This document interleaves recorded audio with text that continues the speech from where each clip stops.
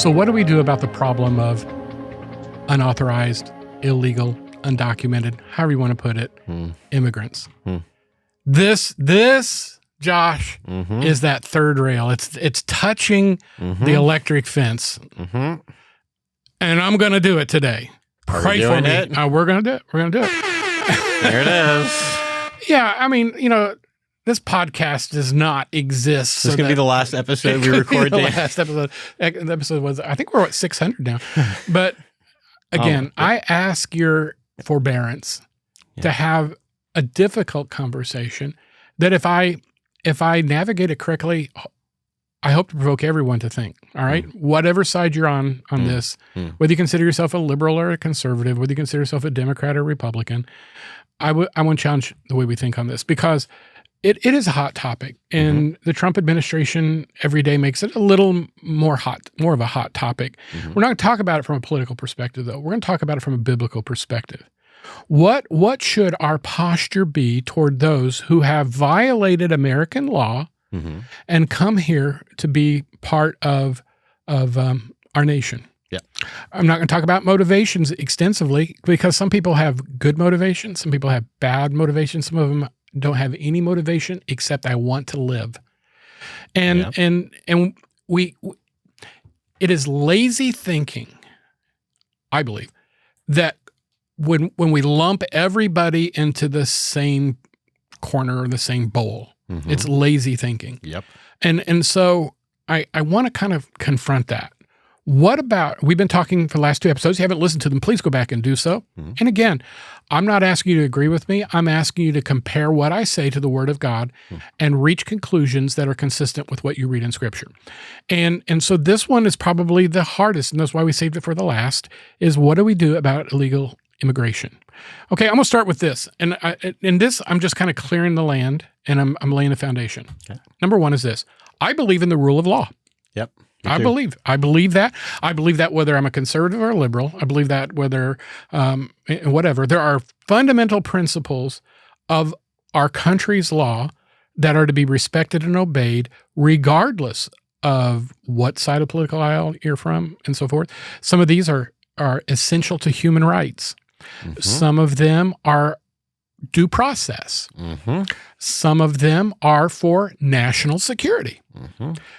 Some of them are for community security, but they are the law of the land. By the way, if you agree with every law that's on the books in your country or our country, wow. You haven't read them all then. Yeah, that's true.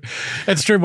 I once had an assistant U.S. attorney say to me, he said, Dan, if I wanted to put you in jail, I could have you in jail by the end of the week. He said, you're violating laws you don't even know exist. Yep. There's a lot of things. Yeah, that's an easy thing to think about, by the way, as you go to bed at night. You are a criminal and so am I. And you don't even know it. There's a thing Dennis Prager said, when I don't agree with a lot of the things that Dennis Prager says, but there are some things that I like. And there's one thing that resonated with me a long time ago. He says, it seems like it's a bad thing that there are so many laws in America that you are likely breaking some without knowing it. Yeah. Like, that is not an ideal situation for a society. Yeah. And quite honestly, I think, and again, we've seen it on both sides of the aisle, but that's where you get into lawfare. That's where if you hate somebody enough, you can find, and I've actually had a family member that had that happen to him. When people get into political office and they want to punish opponents, they often use the law because it's there, and a good lawyer could do it. But the idea of the rule of law is supported. Romans 13 says a lot about this. And, even from the very first verse says, let every man or every person be subject to the governing authorities, for there is no authority except from God. And the principle on that is everybody who holds authority eventually gives that authority up. Yeah. There are no kings in caskets in terms of practical application. Once that person dies, and we see it in America. Once you retire from public office, everybody's like, what was their name again? There was a senator that was in Florida when I moved there. Her name was Paula Hawkins. She's I don't even know if she's dead or alive. Haven't heard from her. Who? Barney Frank. Remember Barney Frank? No. You don't? Yeah, Rush Limbaugh used to make fun of him because he was the first openly gay congressman from Massachusetts. Oh, and I'm so glad that we were making fun of someone for being gay. Well, he really wasn't doing that. He was a rank liberal, but yes, he did, because he had a song on, Rush Limbaugh had a song on his show that was, and this is just offensive to me because I'm a big ABBA fan, but every time he would say Barney Frank's name, he would play Dancing Queen. Oh, that's like really gross. Yeah, that's but Barney Frank was the head of the House Banking Committee. Okay. I'm really a political nerd. Isn't this horrible? I feel like if I were like 5 years older, I would probably know about Barney Frank. I wasn't paying attention for a while. I don't know whether people would or not. I feel like I've heard the name around in the milieu or whatever. Well, I just don't know he was like enough. AOC. He was an easy target because he was a firebrand and he was openly gay and all these things. But the bottom line is there are people in office that I disagree with. Yeah. There are people that represent values that I don't. Yeah. But I should be able to oppose somebody without abusing them. Yes. I should be able to be on the opposite side without hating them. Yes. Or wanting them to be heard. Wanting them to be heard. Plotting that in my mind is, like we were talking about playing Farmville, we're people in these mind, and eventually that kind of stuff shows itself out. We've seen it in the headlines recently. The scripture's really clear. You are subject to the authority because there is no authority beyond the grave. It's all God's authority and God himself, who is sovereign over this entire world. And if you don't believe that, then you got to go back to the Bible. Allows the unrighteous to rule the righteous sometimes. Mm-hmm. He allows us to get the recompense for our own rebellion and sin sometimes through governmental authority over us. Now, I don't like that, but it's true. Yeah. There were people that spilled their blood all across Europe because of governments who had adopted a religious posture, often in Catholic realms, and they murdered people for simply believing something different. It happened in England, it happened in Spain, it happened in Italy, it happened all across Europe. And it's happened both directions. Both directions, absolutely, each other. Yeah, I mean, Calvin didn't he have Servatius servant murdered, or what was that? Servatius his name? I don't remember. My history in that is woefully deficit. But the bottom line is, we ought to believe in honoring civil law. Yeah. Therefore, illegal entry into a country may involve breaking those laws. Mm-hmm. That being the case, government has the God-given right to secure borders, create just, the operative word here is just immigration systems. Mm-hmm. And it would be my argument, other people would see it wrong, that a part of just is the opportunity to present your case, or is sometimes called due process. Yes. So there ought to be a process whereby there is an accountable system in place to enforce the legislative will of our government. So that kind of may feel like I'm threading a needle very carefully, but these are principles, and principles are important. Mm-hmm. And biblical justice is not only about punishment, though. Biblical justice is also about fairness, sometimes about rehabilitation or restoration. Sometimes it's about protecting the vulnerable. Yes. And wisdom in authority understands that. It doesn't use an axe to kill an ant. Instead, it is the punishment is commiserate to the crime. Right. And there's a process whereby we reassure everyone that's watching that this isn't capricious. Yes. That this is the wise execution of authority, that the wise leader understands is borrowed authority or assigned authority that came from God. Yes. And I know we always talk about we the people, but we're also one nation under God. And again, I know those are theoretical, sometimes very empty statements, but they mean something. It does matter. And the founders of our nation, whether they were Christians or not, they believed that we were accountable to a higher authority, and our laws reflect that, which is what makes America so great. Yeah. So that's the first principle is, okay, let's make sure we all say this out loud. We believe biblically that we uphold the rule of law. Yes. But the second principle I think applies here is the Bible calls us to show compassion and dignity. Dignity to all people. Yes. Dignity is an important element that I'm afraid and what you say, well, why is dignity important? Dignity important. And you use this phrase a couple of times. It's imago Dei. Yes. We are image bearers. Yes. Therefore, if we bear the image of God, certainly of anybody in the universe, he is worthy of our appreciation for his dignity. And therefore, if we're creating the image, we're not hogs that you shove into the back of a pickup truck and go to their next place. We're not chickens, okay? And we're not animals. And we should recognize that any time that humans are being treated that way, that's just wrong, whether or not they've committed crimes or not. Like there are just some, like, it seems like there should be easy common ground that we can be like, yes, let's have laws. There are absolutely some people that should be deported eventually after they go through a process. And this is just me, Josh Brom. This is like Equal Rights Institute, has nothing to do with this. It's just me on your podcast. But just like, of course there should be a process. If you remove that, it's really easy for human rights to get violated. So let's make sure that maximally, and I thought people were sort of on the same page on this, because it seemed like not that long ago, both sides were agreeing that criminal justice reform ought to happen. And part of that is like, our prison systems are a mess, really, really bad. There's cruel things that happen even in our prisons, not remotely compared to other places that we're hearing about now, but it can get really bad. And so like we should always think of that as wrong. I think of there's a scene in a show that probably a lot of Christians either haven't watched or would say that I should not have watched, and maybe you would be right, but there's a lot of anyway, it's a show called The Shield. Have you heard of The Shield?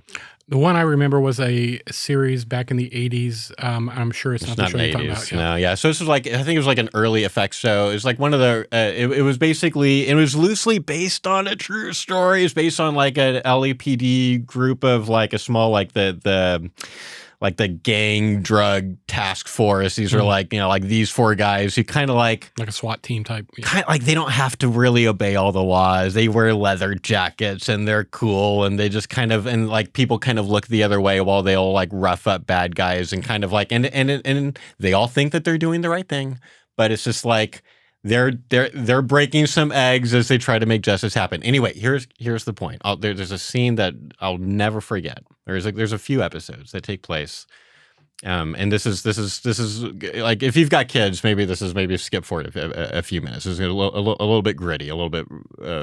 It's just gritty, but I think it's necessary. They've been hunting after this guy that is accused and looks to have sexually assaulted a child. And they're really, really, it's like, we've got to find this guy. He's being hidden. They're like so angry. And finally these guys find him. They find this guy, this accused that they know has done that in the past. He's a known convicted, has done that in the past. And it's like, now we kind of quote unquote know that he's done it this time. They find him. They lock him in some building somewhere where no one knows where he is, because they want to prove that he did it. And they're not going to go through the legal system, because that's not what these guys do.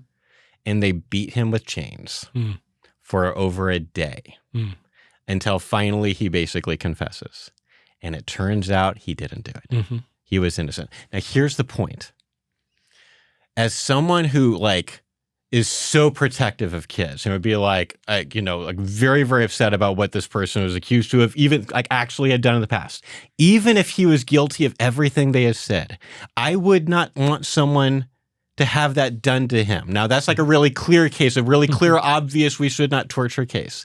But then we go to like less, maybe more subtle cases, like ones that you and I have at least talked about off air, like the ASMR video, where you've got literally the White House posting videos celebrating, glorifying the sound of the chains that these these immigrants make on their way being deported to Gitmo or wherever. Like that is truly dehumanizing. Yeah. And I got into a heated discussion with someone online one time. It was a good friend and a believer, but it dealt with it came out of the ASMR video situation. And I said, I'm against that kind of behavior, like I'm against public executions. Well, that didn't go over well. He was for it? Oh, definitely. And he said it would be a great deterrent to crime. Oh no! And you know what? I'm gonna cede him the point. Sure, it might be, maybe. But at what cost? At what cost? And so And this is one of those things we can all agree to disagree on. But I think the motivation originally for saying execution should be done in private is this dignity of men thing. He's going to be dead, and everybody's going to know he's going to be dead. Yeah. And I believe, again, that the civil government has the right to take a life. But I also think that with that right comes a huge responsibility then in the execution of that right, that they get it right. Yeah. And if they don't get it right, they need to wait until they can get it right. Yeah. And that even in the process of executing the justice, that it can be and should be done. If we're going to do that, then let's build some coliseums and get some lions. I mean, if we're going to go that direction, let's do it right. It's just like we don't want to go back to a time where people are jeering, even if it's not like torturous, painful stuff like lions and coliseums, but even if we're just like, let's just go back to like public beheadings or hangings or something like that.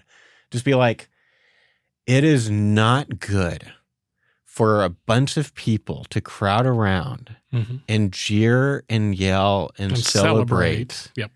Anyone being hurt or killed, even if they're a criminal. That is as bad for us, as bad for our soul. Because of the Christian perspective, it really is. You are watching someone seconds away from being escorted to hell. And you say, well, they deserve it. And so do we. Yeah.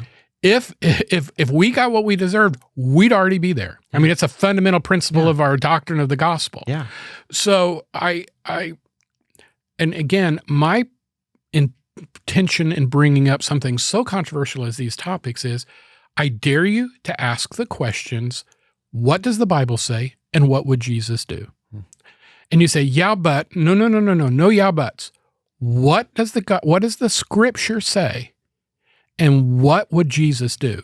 And I think if we reach honest conclusions, we're going to quit. And there's something really American about calling for public executions because was it Louis L'Amour or Zane Grey used to write all those Westerns? I think one of them was hang 'em high. And the idea is so you can see them. That's right. American. Right. That's okay. Let's put our patriotism back in the pocket and let's ask ourselves, and I'm a flag waving American. I love my country. Please don't misunderstand me. I got a son that just left the Marines a year ago. All right. But in the end, we're all accountable to truth. And we find truth in the Word of God and in the person of Jesus Christ, the living Word or the living truth and the written truth. So think about it. Will you think about it? Because showing compassion and dignity to all people, you know what? Gospel compassion does not start with status. And I'm talking legal status, cultural status, or whatever. Some are not less worthy of gospel compassion than the others. It starts with seeing people through God's eyes. And when we see people through God's eyes and we see ourselves as one of those people, then I think it ought to change the posture of our heart toward gospel compassion. Yeah. So let me bring a third point up because we're going to run out of time. Yeah. We ought to practice personal responsibility and corporate mercy. Okay? So personal responsibility is important. We ought not encourage lawbreaking. But corporate mercy is important. At the same time, while we don't encourage lawbreaking, we don't ignore suffering. Yeah. We advocate for just and compassionate policies, the rule of law, that uphold the security of our nation and human dignity. One of the dangerous ways that we often think, it's a knee-jerk, and I've done it myself, but we think either or instead of both and. Yeah. And we use false dichotomies all the time too. Yep. But this notion that we cannot protect our borders and maintain a respect for human dignity is fallacious. Yeah. We can do both. Absolutely, and in fact, if we do it, other countries, I believe, would follow our lead. Yes. And those who don't should be known as pariahs. The Saudis who send people into hotel rooms for being journalists not on their side and literally chop them into pieces and use Drano to take away and we kind of dismiss that. Well, that's just the way they are. No. In contrast to those who behave biblically, which should be us, that ought to be super offensive. And it was, but I think that ought to be a consistent case across administrations, across generations, across all of it. And so when we have that, I believe it calls us to serve illegal immigrants with practical help. Yeah.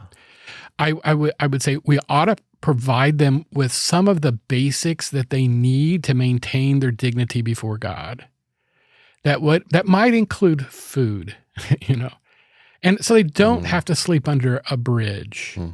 And you know what? I'm not a government official. I'm a minister of the gospel of Jesus Christ.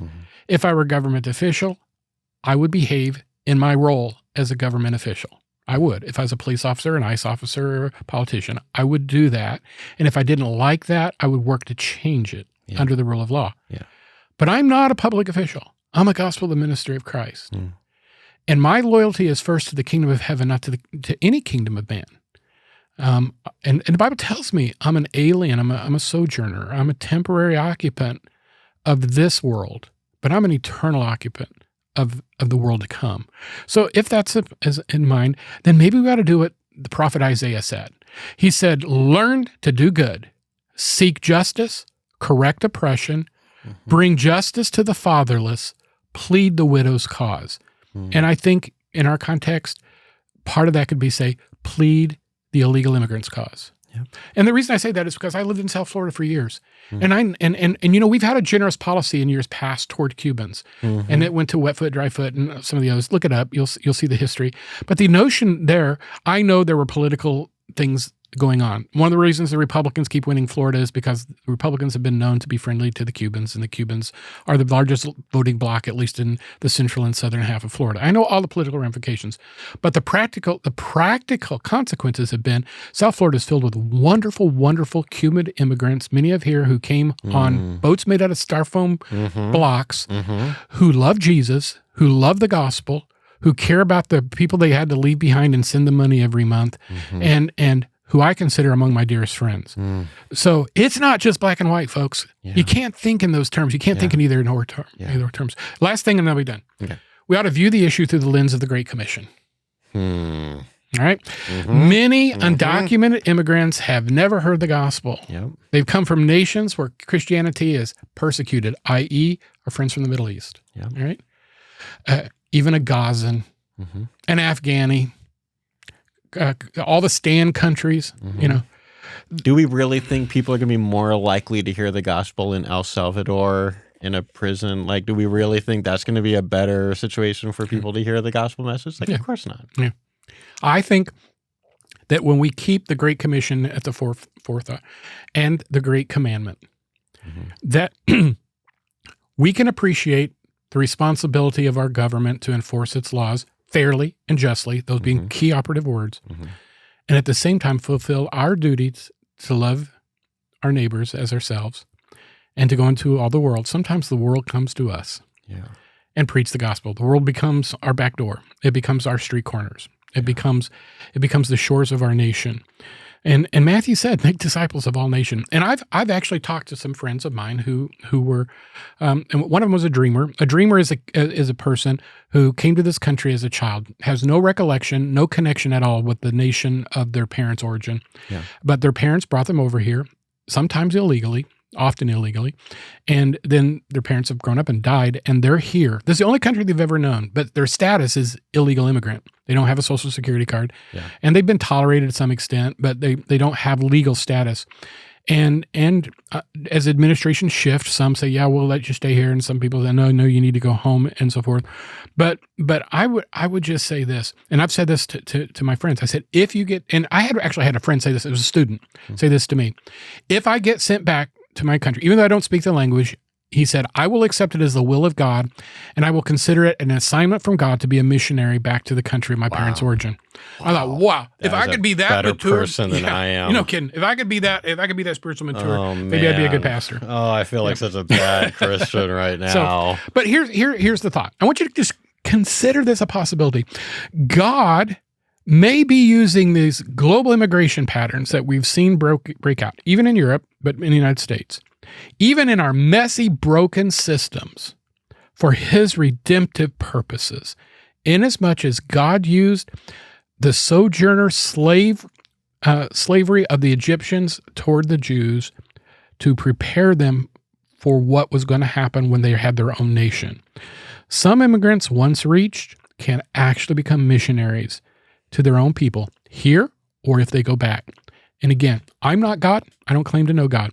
And I'm not an elected official. I'm just a pastor of the gospel of Jesus Christ.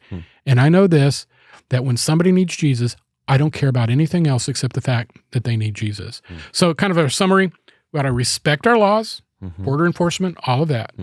We ought to be compassionate and care for everybody regardless of their status. Yes. We ought to advocate. And advocate sometimes means everything from voting to shouting, okay, for fair, humane immigration policies. All right? And then finally, none of us who are believers ought to overlook the evangelism and discipleship opportunities that exist right now with folks that are right at our fingertips. Yeah. So that's my view. If you disagree, I can live with that, okay? But also, LifeTalks at LifeCharlotte.com. Yes, for your comments. Yes, and address those to Ben Rudolph. Oh, yeah, he'll love that. So Ben was our former host on this, and he's on top of my mind because Ben has now officially moved to Michigan. And Josh is going to work with me on getting the capability of being able to get a hold of him and do some episodes. We've got some together. Technology in here. We just need to finish getting it all hooked up. When you get it all hooked up, I've got a list of people from even around the world that we're going to talk to. So it'll be fun. Nice. Life Talks is going to continue as long as the Lord allows it. We're glad you're listening to us. Please share us on social media. Write us at LifeTalks at LifeCharlotte.com. Until next time, thanks as always for joining us here at Life Talks.